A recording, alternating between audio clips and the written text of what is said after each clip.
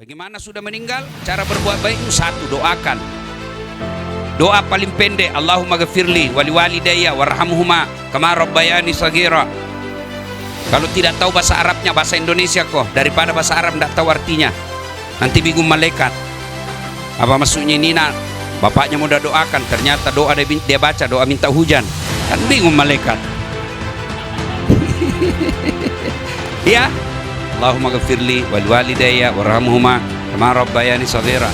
Tambah lagi bahasa Indonesia, ya Allah. Karena sholat ini kuncinya ibadah, maka dalam keadaan apapun kita harus sholat. Ustadz, saya tidak bisa kena air, tayamum. Ustadz, saya tidak bisa berdiri, duduk. Ustadz, saya di atas pesawat, duduk sambil menghadap kemana saja. Ayo. Ustadz, saya tidak bisa duduk, baring. Saya di dalam rumah sakit ada infus, sholat pakai infus. Tidak bisa gerak tangan saya karena diikat infus, tidak usah gerakkan tangan. Saya tidak hafal bacaannya, boleh ibu baca buku. Baru tobat malam ini, besok beli buku. Nah, ambil sholat sambil baca. Allahu Akbar. Bismillahirrahmanirrahim. Boleh. Apalagi? Ustaz, saya sariawan, silakan kau sholat sariawan.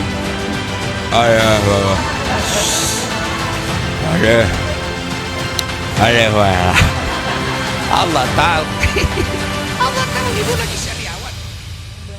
أحد من رسله وقالوا سمعنا وأطعنا غفرانك ربنا وإليك المصير لا يكلف الله نفسا إلا وسعها لها ما كسبت وعليها ما اكتسبت ربنا لا تؤاخذنا إن نسينا أو أخطأنا ربنا ولا تحمل علينا إصرا كما حملته على الذين من قبلنا ربنا ولا تحملنا ما لا طاقة لنا به واعف عنا واغفر لنا وارحمنا واعف عنا واغفر لنا وارحمنا واعف عنا واغفر لنا وارحمنا أنت مولانا فانصرنا على القوم الكافرين.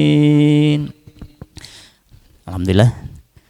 Kita tahlil singkat saja karena beliau sudah hadir, maka diserahkan kepada pembina acara. Sebelum tausiah dari Ustadz Asal Latif, tafadhol Ustadz Razak untuk doa dipandu oleh.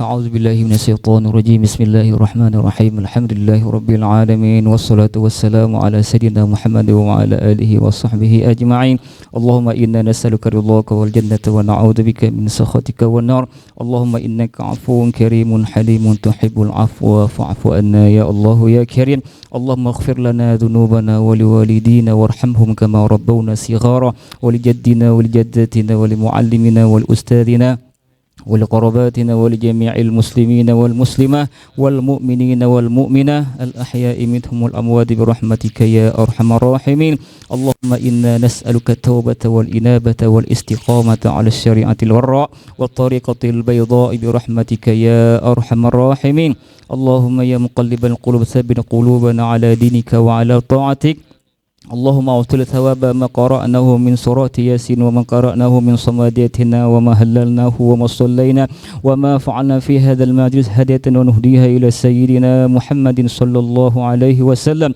وإلى آله وأزواجه الكريم وأصحابه الكريم وإلى تابعين من العلماء والشهداء والصالحين وإلى الإمام المجتهدين وإلى الملائكة المقربين وإلى أهل سلسلة الطريقة الصمادية وطريقة نسبانية وأصولهم وفروعهم يا رب العالمين وإلى أرواح من جميع المسلمين والمسلمات والمؤمنين والمؤمنات برحمتك يا أرحم الراحمين أوصل ثواب ذلك خصوصا إلى روح المرحوم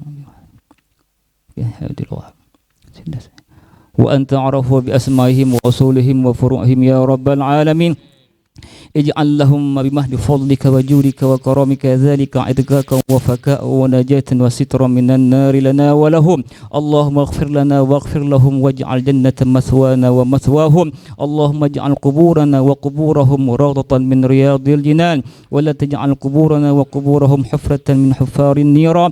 اللهم بارك لنا في رجب وشعبا وبلغنا رمضان. اللهم ربنا آتنا في الدنيا حسنة وفي الآخرة حسنة وقنا عذاب النار. ربنا تقبل منا دعاءنا يا الله إنك أنت السميع العليم وتب علينا يا الله إنك أنت التواب الرحيم. وصلى الله على سيدنا محمد النبي الأمي وعلى آله وصحبه وبارك وسلم والحمد لله رب العالمين بسر الفاتحة. أعوذ بالله من الشيطان الرجيم بسم الله الرحمن الرحيم الحمد لله رب العالمين الرحمن مالك يوم الدين إياك نعبد وإياك نستعين اهدنا الصراط المستقيم صراط الذين أنعمت عليهم غير المغضوب عليهم ولا الضالين آمين. Amin, amin ya rabbal alamin. Ahlan wa sahlan, selamat datang kembali Al Ustadz guru kita, Al Ustadz Dasad Latif.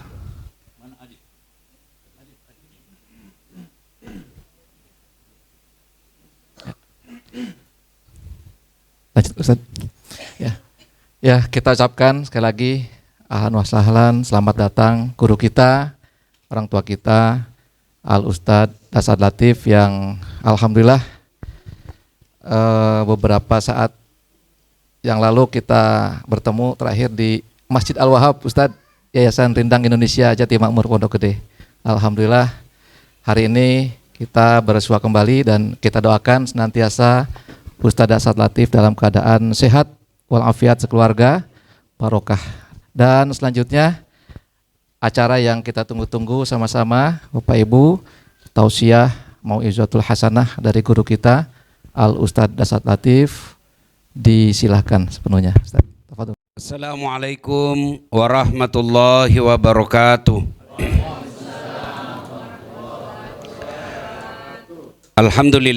Alhamdulillahi rabbil alamin. Wabihi nasta'inu ala umurid dunya waddin. Ashhadu an la ilaha illallah wa ashhadu anna Muhammadan abduhu wa rasuluh. Allahumma salli ala Sayyidina Muhammad wa ala alihi wa sahbihi ajma'in, amma ba'd. Ibu bapak, saudara-saudara sekalian, teristimewa sahibul bait yang berduka, yang insya Allah dimuliakan dan dirahmati Allah Subhanahu wa ta'ala. Kita semua pasti punya grup WhatsApp. Dan saya beberapa saat yang lalu dan berulang-ulang, terakhir pekan lalu, kawan saya hari Senin saya masih ngopi-ngopi sama di Makassar. Saya punya grup namanya grup Senin Kamis di WhatsApp itu. Kemudian dia pergi umroh hari Selasanya. Perjalanan umroh tiba-tiba hari berikutnya di hari Rabu, tiba-tiba dalam perjalanan umroh dia sarapan jatuh di restoran.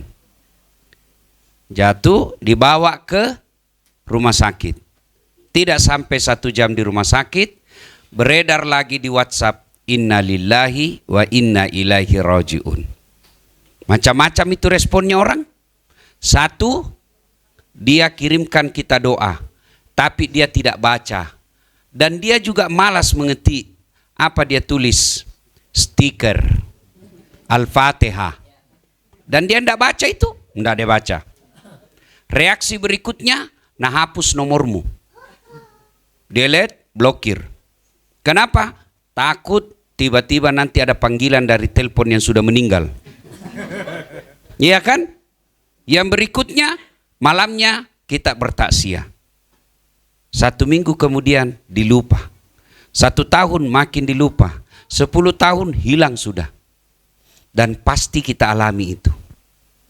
Sering kita ketemu, meninggal. Betul kok. Minggu lalu masih ada di grup. Meninggal itu. Benar, yang benar aja. Saya masih lihat itu di pagarnya kemarin. Meninggal. Yang benar aja. Saya masih ketemu itu di mall bulan lalu. Dan itu sering kita bilang. Yang tidak pernah kita bilang, bagaimana kalau kita yang innalillah? Yang ada di benak kita masih lama hidup. Siapa yang janji? Yang ada di benak kita nanti saya 70, 80 baru meninggal. Bahkan umurnya sudah 70, belum ingat mati itu. Itulah kehebatannya setan dalam melupakan kita tentang kematian. Padahal Nabi katakan, al-mautu babun. Mati adalah pintu yang setiap kita pasti melewatinya. Ayat yang sudah kita hafal sejak kecil, kullu nafsin sa'ikatil maut. Semua yang hidup pasti akan mati. Tapi ketika berbicara tentang kematian, itu anak-anak Gen Z, milenial, apalagi gelar-gelarnya itu anak muda, tidak ada yang ingat mati. Siapa bilang tidak ada orang mati, orang muda mati? Banyak orang meninggal, cucunya dulu meninggal, kakeknya masih sehat walafiat. Kalau kita cerita kematian, langsung orang tua dilihat. Apa maksudmu? Kau kasih takut-takut orang tua? Yang lebih parah lagi, sudah tua belum ingat mati. Sudah tua, usianya sudah pensiun 60-70 tahun, bawaannya mau ajak ke warkop, mau ajak ke mall. Boleh, boleh, tapi kalau tiap minggu begitu, tidak pernah datang berjamaah, celaka kita namanya, Bu. Saya mau tanya, Bu. Bu, kalau sampean merantau ke Sumatera, di sana tidak enak, ada pilihan tidak? Ada, pulang lagi. Ya toh? Mangan orang mangan yang penting ngumpul. Ya wes. Ya toh? Pergi merantau ke Malaysia. Tidak nyaman di sana. Lisu siki. Lo Sulawesi. Engkau Yandre. Iya toh? Iya. Betul. Bapak pilcaleg. Kalah. Ada pilihan? Ada. Ikut lagi. Prabowo 4 kali baru menang. Iya toh? Ibu-ibu pegawai negeri tidak disuka sama kepala daerahnya, ada pilihan? Ada, pensiun dini. Lewat bupati, kentut saja kita bukan lagi bosnya. Iya toh? Bu-ibu, suami jahat, tidak sholat, tidak puasa, tidak ada tanggung jawab, ada pilihan? Ada. Pulangkan saja aku pada ibuku atau ayahku. Ada pilihan, pulang, ceraikan saya. Bapak-bapak istrimu cerewet, malas masak, gosip aja kerjanya. Nanti cantik kalau pergi mall tidur, ndak pernah sikat gigi. Ada pilihan? Ada Pak, malah 2 pilihannya. Ganti atau tambah. Iya toh? Nah ini sekarang serius. Masuk kubur ada pilihan enggak? Masuk pilihan ada pilihan. Masuk kubur. Kalau di dunia menderita, ada endingnya. Meskipun bapak ibu punya utang banyak, dalam 24 jam pasti ada senyum. Lihat ceramahnya Ustadz Dasat, orang gila kalau dia tidak senyum. Iya kan? Pasti ada senyum. Bapak seberat apapun masalah dalam hidup, tidak mungkin dari bangun sampai tidur, bangun lagi, tidak pernah senyum, tidak. Bapak sebanyak-banyak utangnya masih sempat merokok. Iya toh? Tapi kalau masuk kubur, ada pilihan Bu. Tidak enak keluar dulu. Begitu Ibu keluar, viral satu dunia. Nah, Bapak Ibu saudara-saudara sekalian, ketika sudah masuk kubur, almarhum, tidak ada pilihannya. Tidak bisa sholat, tidak bisa puasa, tidak bisa tahajud, tidak bisa ngaji, tidak ada lagi. Maka dia Nabi tak, kau mati nih anak pona Adam. Kita lah ini semua. Petumanan nih amalakna, dek nagaga. Apabila anak cucu Adam sudah meninggal 2, dunia putus semua urusannya. Kecuali 3 hal yang bisa menolongnya. Ini 3, catat baik-baik ini. Meskipun dia sudah 1000 tahun yang lalu meninggal, dan itu orang dikubur Bu, tidak balik lagi kita. Dan itu tinggal kita selamanya. Bayangkan nenek kita yang meninggal 100 tahun yang lalu, yang 150 tahun yang lalu. Mana cucunya yang ingat mereka? Nah, 3 yang bisa menolong kita dikubur. Seperti almarhum Afin Wahab. Apa yang bisa menolongnya? 1. Anak yang soleh dan soleha. Nah, ini anaknya 1. 1 aja anaknya. Dek, bapakmu cuma kau diandalkan. Nggak ada itu. Ini saudaranya, belum tentu dia ingat. Nggak percaya? Bapak ibu yang meninggal keluarganya, saudaranya, pernah nggak ibu bapak doakan? Paling nanti dilihat lebaran, baru kita PCR kubur. Itu pun bukan kita yang doakan. Siapa? Pak Imam. Bapak ketawa karena bapak semua pelakunya. Iya toh? Pak Imam doakan, belum tentu ikhlas. Iya, maka dek, bapakmu, dia tidak butuhkan sarjanamu sekarang. Dia tidak butuhkan rumahnya seperti ini. Andai saja telinga mendengar, ada ini orang meninggal. Makanya kita tradisi-tradisi Ahlus Sunnah wal Jamaah NU, ada itu disebut malam pertama, ketiga, ketujuh, dan seterusnya. Itu ada itu. Oh, ada dasat latib taksiyah. Oh, ada ibu ini yang mengaji. Ustadz, kenapa tidak didengar? Karena kalau didengar, tidak ada kau tinggal di sini. Lari kau semua. Ya, apa dia kata orang yang meninggal? Wahai anak-anakku, istriku, yang tinggali rumahku, yang makan makananku, yang pakai pakaianku, kamu ingat tidak saya? Jangan sampai kau berdisko di rumah. Jangan sampai kau karaokean di rumah, kau tidak pernah ngajikan saya. Maka anak yang baik itu tidak ada gunanya kalau dia tinggi sekolahnya tapi tidak tahu ngaji. Ada saatnya nanti ibu pasti menyesal kalau anak tidak diajar agama. Pasti itu. Cuma orang tua sekarang bangga kalau anaknya pintar bahasa Inggris. Wih, jago itu anaknya Ustadz. Apa jagonya? Masih SD pintar bahasa Inggris. Apa jagonya? Banyak yang begitu. Masa banyak? Pergi kau di Inggris. Baik anak-anak di sana Pak, bahasa Inggris semua. Nggak percaya? Lihat itu film anak-anak Inggris, pintarnya bahasa Inggris. Memangnya kalau anak kita bahasa Inggris, kalau dia baca doa, dia pakai bahasa Inggris? Oh my God, please help me, my mother prayed. Ayo, biarlah anak kita barangkali ngontrak-ngontrak, tapi jamaah di masjid. Selesai jamaah dia doakan ibu bapaknya. Itu. Apa bapak ibu tidak mengharap? Saya bukan membanggakan diri ya. Ini supaya ada motivasi, supaya ibu-ibu bangga kalau anaknya baik agamanya. Orang tuaku saya bikinkan masjid ibu. Saya tidak kaya. Bapakku saya bikinkan masjid, namanya Masjid Bani Abdul Latif. Ibuku saya bikinkan masjid, namanya Masjid Hajjah Sitimang. Saya tidak kaya, 4 sudah masjid saya bikin. Ya, mulai dari, tidak ada orang saya minta bantuan, A sampai Z, saya niatkan untuk orang tuaku. Kan kita mau begitu, daripada anak anggota DPR tapi pembohong. Kepala dinas tapi uang rakyat dia makan. Pengusaha tapi IMB apa? MBG. Ya. MBG dia potong.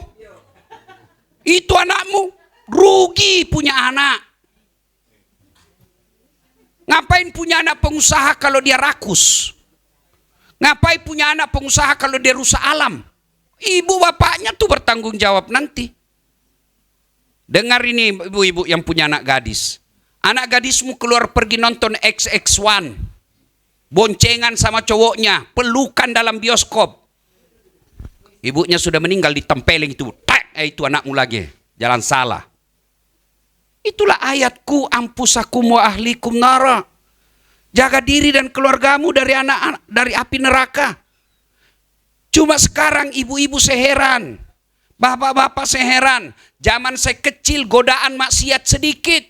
Tidak ada bioskop, tidak ada game online, tidak ada judi online, Nggak ada gambar-gambar porno. Nggak ada film-film HP di porno. Tapi orang tua jaga anaknya luar biasa ketatnya. Sekarang semua fasilitas dosa ada, tapi longgar orang tua jaga anaknya. Nggak usah jawab saya. Ibu belikan HP anak, pernah nggak diperiksa dalam sepekan apa isinya HP-nya anaknya? Coba. Hati-hati bu, smartphone itulah tempat masuknya maksiat anak-anak kita. Mulai dari pacaran dia video call di kamarnya. Dikasih bodoh-bodoh sama mahasiswa. Coba lihat nak, lihat dia, lihat dia. Itulah anak-anak kita sekarang. Hati-hati bu, ada saatnya ibu pasti menyesal tidak didik anak dengan baik. Harta mentereng tidak ada gunanya ketika ibu sudah usia senja dan tidak ditengok sama anaknya.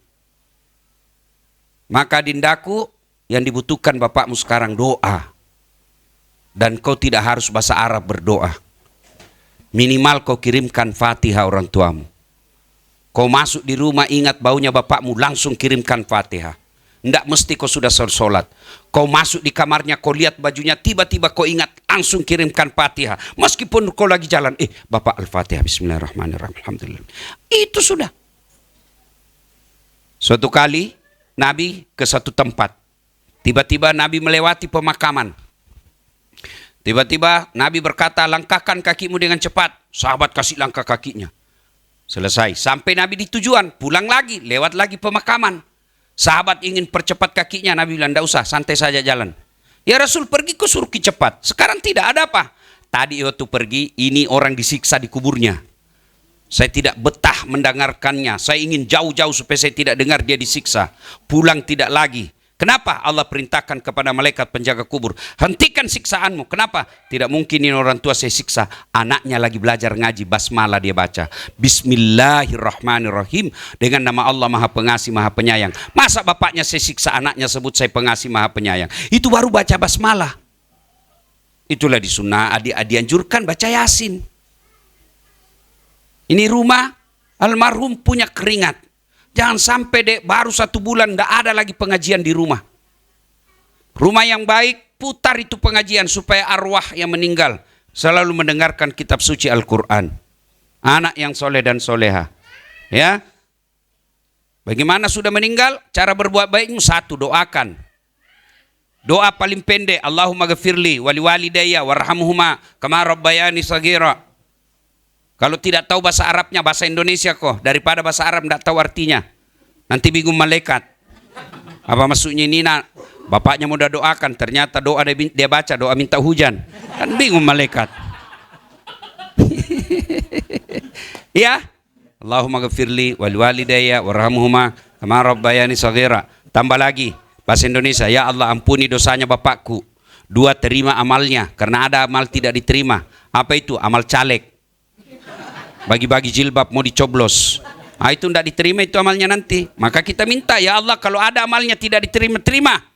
Yang ketiga, lipat gandakan kebaikannya. Yang keempat, lapangkan alam kuburnya, jadikan kuburnya menjadi taman-taman surga. Minimal selesai sholat 5 waktu. Alangkah bahagianya kita Pak. 4 anak kita, setiap sholat 5 waktu, selalu ada doa Allahumma ghafirli wali walidayya warhamhuma kama rabbayani shaghira. 4 anaknya setiap sholat 5 waktu selalu diingat. Betapa celakanya orang tua setengah mati disekolahkan sampai ke luar negeri. Sampai di luar negeri menikah dengan perempuan non muslim. Sampai begitu anaknya juga nanti tidak jelas agamanya. Sudah pasti itu orang yang dalam kubur, tidak ada yang doakan. Saya baru pulang ceramah dari Amerika. Tahu ibu-ibu Amerika? Tahu, Tanah Abang terus belok kanan. Saya tanya, Bapak sudah berapa tahun? Sudah 49 tahun. Bagaimana anak? 5. Agamanya? Yang 2 kayaknya masih Islam Ustaz. Yang 3 enggak jelas. Rugi Pak merantau seperti ini. Rugi. Ibu mau lihat masa depan anak kita ibu. Masa depan di kubur. Supaya ibu tahu ya masa depan senyata-nyatanya. Kalau anak kita maghrib masih sempat berjamaah di masjid, dibuka rumah malam Jumat masih ngaji di masjid di kamarnya, masih sholat subuh-subuh, bangun lari dia pergi ke masjid, aman bu. Meskipun ibu cuma ngontrak-ngontrak rumah, tapi kalau buka kamar dia game online. Pergi lagi di kursi, masih main game. Sholat, ndak ada yang dia sholat. Hai, alamat menderita nanti ibu dikubur. Satu. Dua, yang bisa menolong kita dalam kubur, sedekah. Ya, ibu-ibu ini yang kaya, yang banyak emas-emasnya.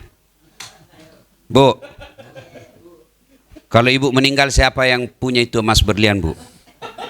Ayo, jelaskan ke saya, Bu. Siapa? Anak. Istri kedua, Bu. Kawan lagi suamimu. Ada orang meninggal menangis. Cepat sekali kau tinggalkan saya. Dia buka cincinnya, Pak. Tidak mau terbuka, dia kasih sabun. Sambil menangis itu dia paksa keluar. Sudah itu dia buka lagi gelangnya. Dia buka lagi cincinnya. Dia buka kalungnya. Sudah itu dia bungkus, dia simpan di laci baik-baik. Panbil, cepat sekali kau tinggalkan saya. 3 bulan kemudian pulang kampung ketemu janda. Cinta lama bersemi kembali. Dia ambil itu emasmu, dia kasih itu mantan pacarnya waktu SMA. Ambil mini dek, mati yang meninggal, mati yang punya. Ndak lagi dibilang meninggal, dia bilang mati. Bu, daripada itu emas dipakai istri kedua, lebih ibu kirim ke kubur. Kirim memang sekarang. Bagaimana caranya? Bawa ke masjid. Jadikan dia speaker, bawa ke masjid, jadikan dia AC, bawa ke masjid, jadikan dia tegel. Selama benda-benda itu dipakai, ibu dapat transferan amal. Maka kepada ibu-ibu yang kaya selalu saya sampaikan, ibu yang kaya tidak usah pakai yang asli. Pakai saja yang palsu. Kenapa Ustadz? Biar ibu pakai palsu, orang juga tidak percaya palsu. Masa istri orang kaya palsu? Pasti itu asli. Maka pakai aja yang palsu. Yang asli bawa sedekah. Itu namanya pandai menyikapi harta.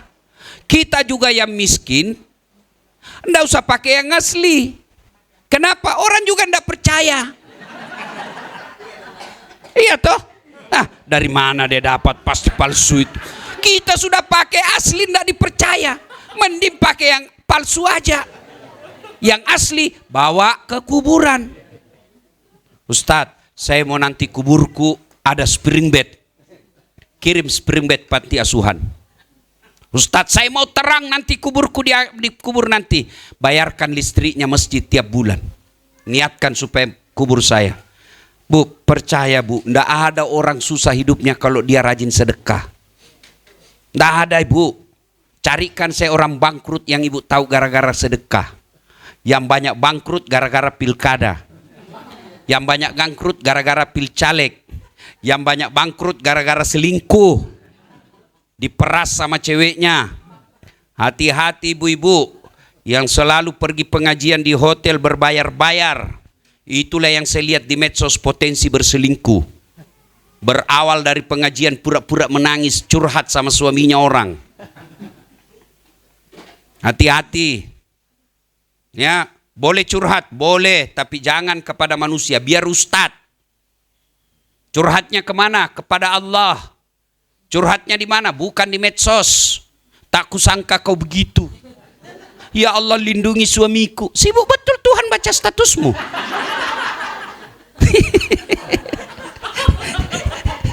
Inilah ibu-ibu netizen. Maha benar netizen dengan segala komentarnya.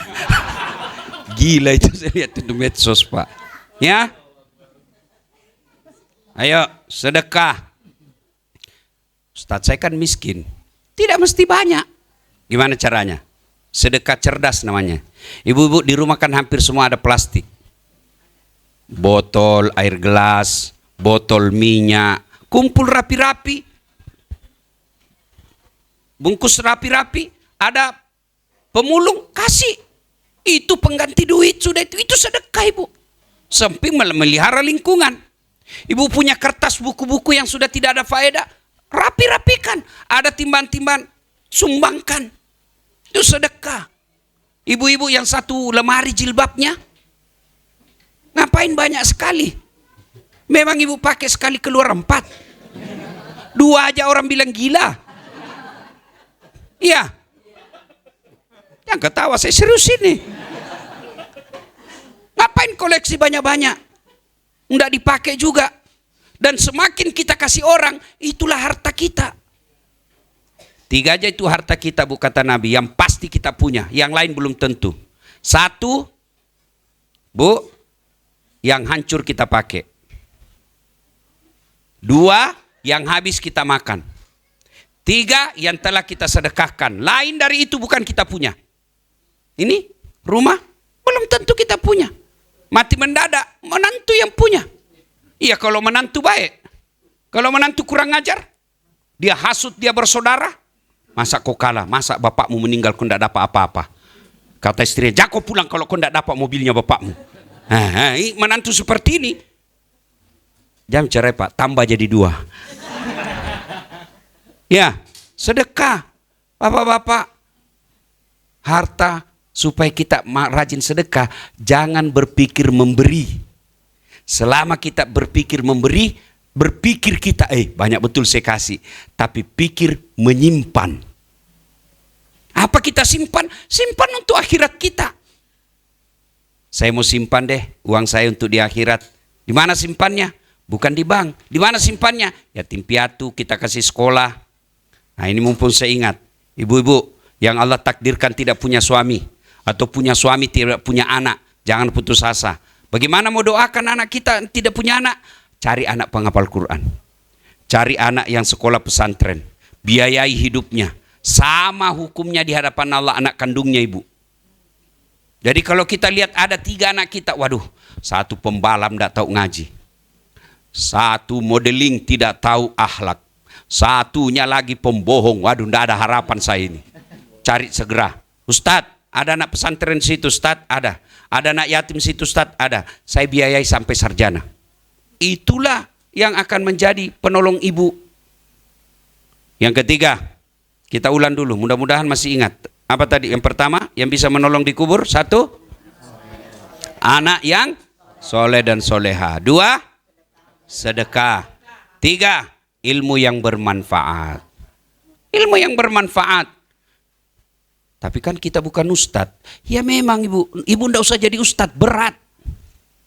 Ya gimana caranya ustadz? Cukup copy paste ceramahnya ustadz. Kirim di grup. Cuma kalau mulai ibu kirim itu ada itu setan masuk. So alim loh. Nah, itu setan itu dalam bentuk manusia. Dan itu susah ngusirnya. Kalau setan dalam ndak kelihatan, bacakan taus, lari dia. Kalau dalam bentuk manusia, dibacakan Yasin, tambah dekat.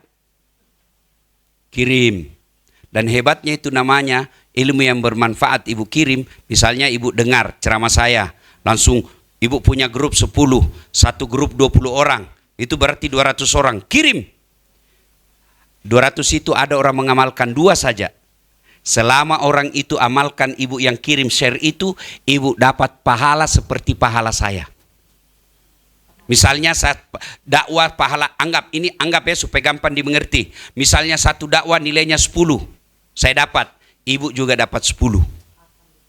Makanya sebarkan dakwah. Jangan kita sebarkan itu yang kelihatan auratnya. Putar ke kiri kanan. Apa kau dapat itu kiri kanan? Tak bolak balik. Apa kau dapat itu? Ya, kirim ilmu-ilmu bermanfaat. Ya, selama ilmu itu diamalkan, selama itu ibu dapat kiriman pahala meskipun sudah dikubur. Begitu juga sebaliknya.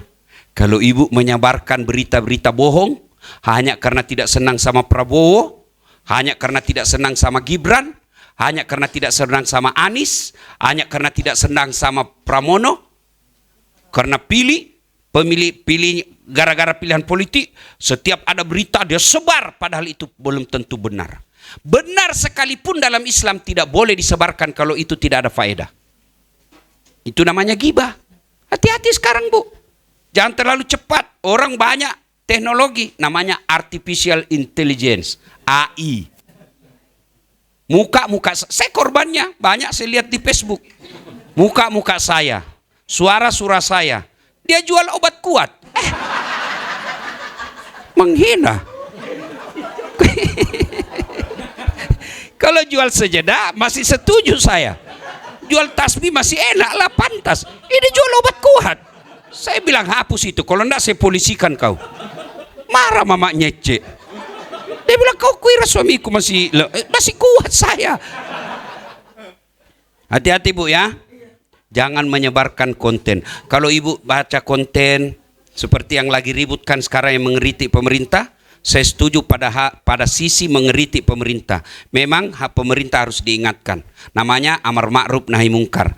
Tapi tidak ada diajarkan oleh seluruh nabi dan ulama menghina orang. Tidak ada itu. Apalagi sampai menghina fisik.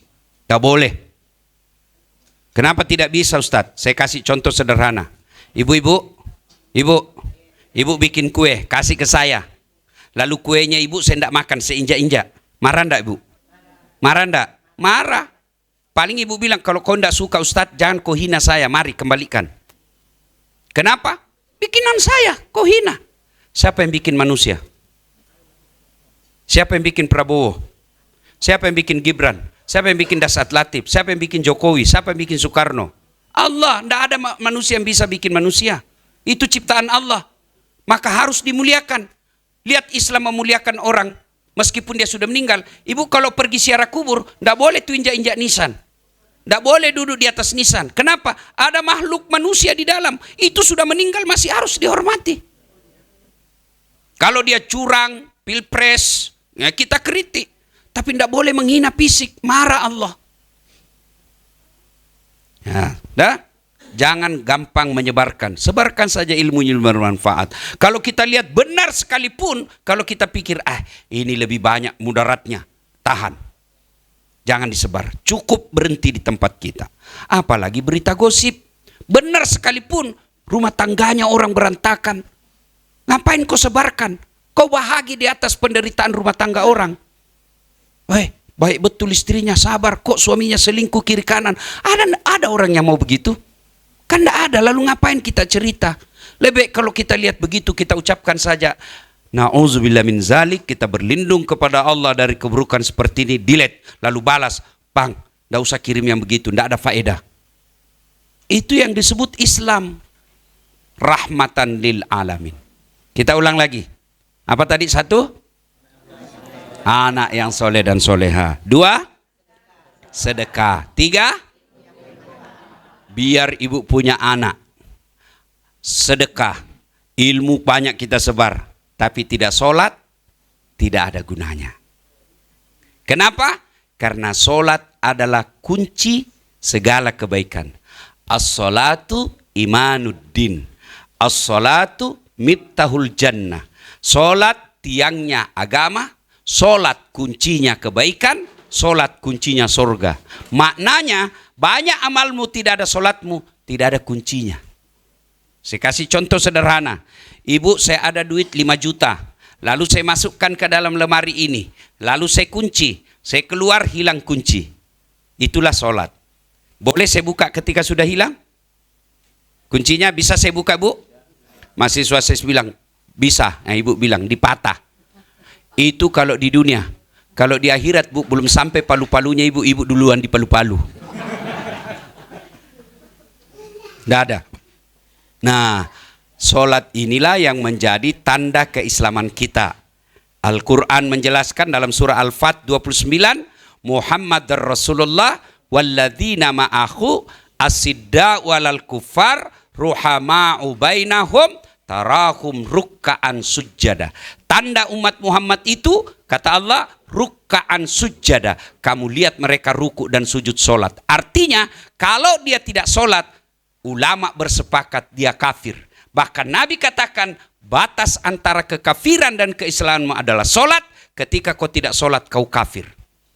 Nah, orang yang banyak amalnya, seperti ini yang ciptakan lampu, orang yang ciptakan mesin, orang yang ciptakan listrik, orang yang ciptakan motor, itu banyak sekali pahalanya. Orang yang ciptakan mic ini, banyak pahalanya, ilmu yang bermanfaat. Tapi nanti Allah perlihatkan, ini amalmu dasat, ini kau sumban tetanggamu, kau bangun masjid, kau wakafkan tanahmu, mana kuncimu? Apa itu? Sholat. Oh, tidak ada ya Allah. Sudah. Sebagai maha adil, Saya kasih lihat kau, ini amalmu loh. Ini banyak ini, miliaran amalmu ini. Tapi kau tidak bisa nikmati. Kenapa? Karena kau tidak punya kunci. Itulah solat. Karena solat ini kuncinya ibadah, maka dalam keadaan apapun kita harus solat. Ustadz, saya tidak bisa kena air, tayamum. Ustadz, saya tidak bisa berdiri, duduk. Ustadz, saya di atas pesawat, duduk sambil menghadap kemana saja. Ayo. Ustadz, saya tidak bisa duduk, baring. Saya di dalam rumah sakit ada infus, sholat pakai infus. Tidak bisa gerak tangan saya karena diikat infus, tidak usah gerakkan tangan. Saya tidak hafal bacaannya, boleh ibu baca buku. Baru tobat malam ini, besok beli buku. Nah, ambil sholat sambil baca, Allahu Akbar. Sami Allahu liman. Boleh. Apalagi? Ustaz, saya sariawan, silakan kau sholat sariawan.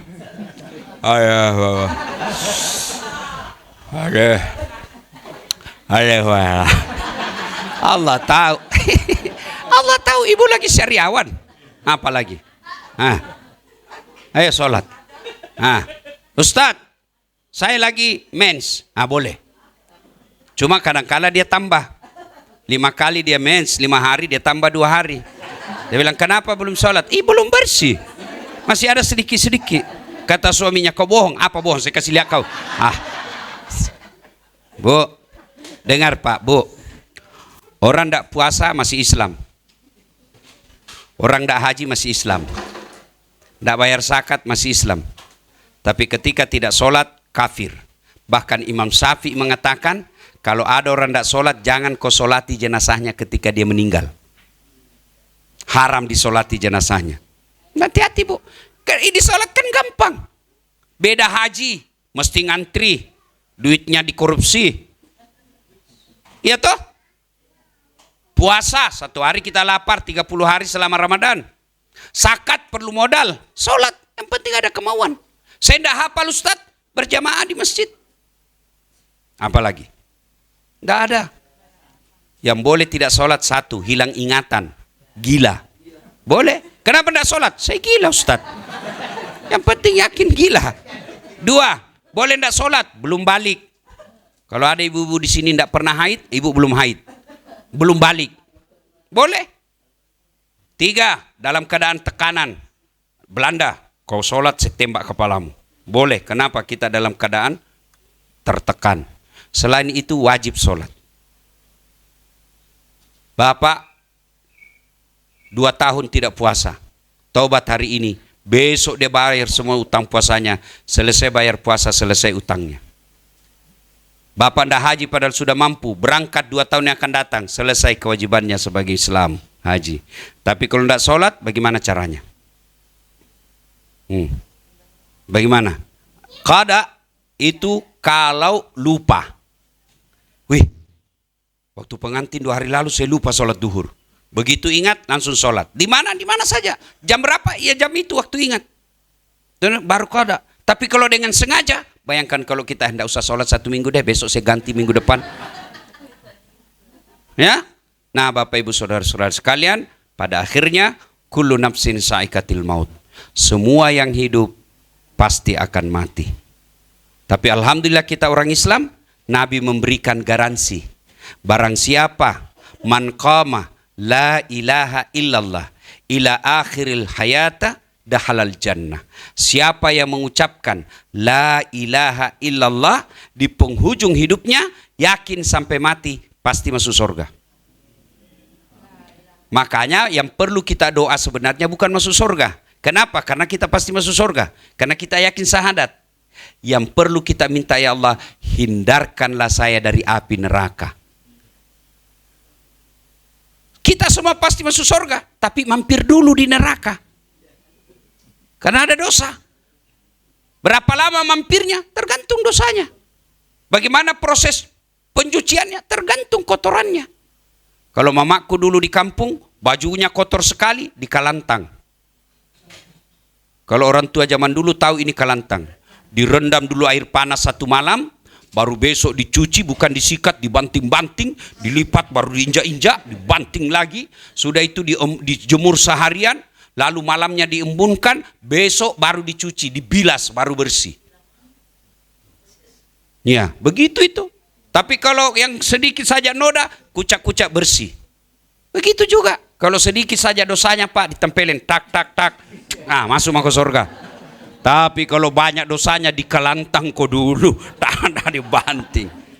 Hah? Maka kita berdoa, ya Allah, hindarkanlah aku dari api neraka dan masukkanlah aku dalam surgamu. Allahumma inna nas'aluka ridhaka wal jannah wa na'udzubika min sakhtika wan nar. Demikian, mudah-mudahan ada manfaat. Lebih dan kurangnya mohon dimaafkan. Usikum wa nafsi bitaqwallah. Assalamualaikum warahmatullahi wabarakatuh. Waalaikumsalam warahmatullahi wabarakatuh. Alhamdulillah, terima kasih atas tausiah dan mau'izah hasanah dari guru kita Al Ustadz Das'ad Latif. Semoga kita semua Bapak Ibu bisa mengamalkan apa-apa yang beliau sampaikan pada malam hari ini. Kita doakan sekali lagi untuk almarhum Bapak Afin Wahab bin Haji Abdul Wahab. Semoga Allah terima segala amal ibadah beliau, Allah ampuni segala khilafnya, dan Allah jadikan makamnya raudhah min riyadil jannah. Dan kita yang hadir di sini suatu saat menghadap Allah dalam keadaan husnul khatimah wa maghfiratu minallah. Kita doakan sekali lagi kepada Ustadz kita, guru kita Bapak Ustadz Das'ad Latif, semoga senantiasa beliau dilimpahkan kesehatan yang paripurna, rezeki yang barokah, keluarga yang sakinah mawaddah warahmah, dan selalu diberikan perlindungan dimanapun beliau berada. Demikian, alhamdulillah rangkaian acara kita sudah sempurna. Dari saya sampaikan mohon maaf jika ada kata-kata yang kurang berkenan. Kita sempurnakan acara kita pada malam hari ini dengan berhamdalah. Walhamdulillahirabbil alamin. Wabillahi taufiq wal hidayah.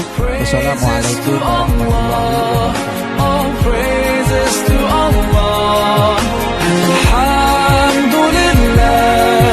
Alhamdulillah. All praises to Allah.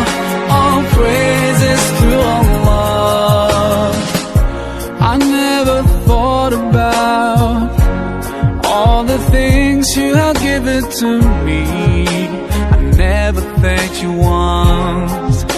I was too proud to see the truth and prostrate to you until I took the first step, and that's when you opened the doors for me. Now, Allah, I realize what I was missing by being far from you. Alhamdulillah, Alhamdulillah. All praises to Allah, all praises to Allah. Alhamdulillah, Alhamdulillah. All praises to Allah, all praises to Allah.